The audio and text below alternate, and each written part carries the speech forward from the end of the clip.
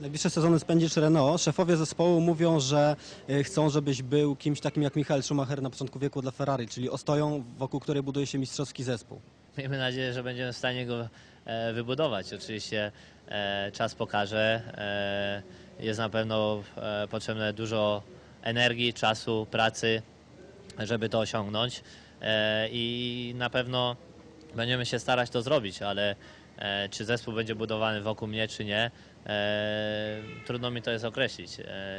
Wszystko w Formule 1 się może zmienić bardzo szybko.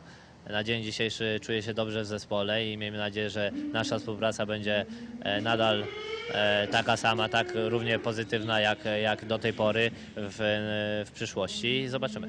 W BMW Sauber rywalizowałeś często koło w koło z Nickiem Heidfeldem. Tutaj dominujesz nad Vitalijem Pietrowem. Powiedz, jaki to ma wpływ na twoją formę?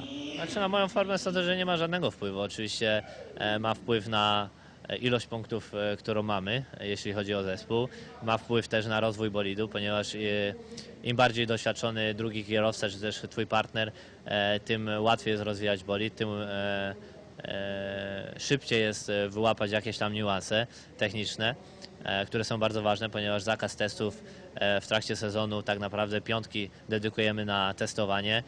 Niestety Vitali jest debiutantem. Większość torów widzi po raz pierwszy lub też po raz pierwszy prowadzi bolid Formuły 1, także on piątek bardziej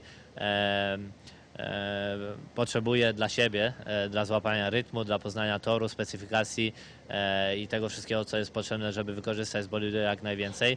A ja się staram o jakieś tam testy, jeśli mamy nowe części, o wyłapanie różnic i nowinek. Kimi Raikkonen, Mark Webber, Adrian Sutil, giełda transferowa jakby żyje w Formule 1. Jak się odnosisz do tych nazwisk, które być może zastąpią Vitalija w przyszłym sezonie? A to te wszystkie nazwiska miałyby zastąpić. No, jedno z nich, najlepsze. Jak uważasz, jak się do tego odnosisz? Sądzę, że umówmy się, że ten okres jest bardzo taki podatny na praktycznie każdy niuans, każdą informację, także gdybym podał na przykład nazwisko innego kierowcy, umówmy się, że jutro we wszystkich gazetach byłby on faworytem, ponieważ to ja bym po prostu z moich ust by wyszło to nazwisko.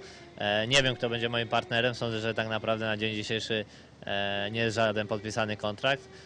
Ja mam nadzieję, że będzie to jak najmocniejszy kierowca, który pomoże i mnie, i zespołowi nad poprawianiem bolidu, nad tą drogą, którą mamy nadzieję, że w końcu będziemy w stanie walczyć z czołówką.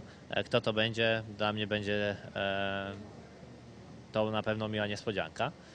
Może będzie to też Petrow, który zostanie, nie wiem.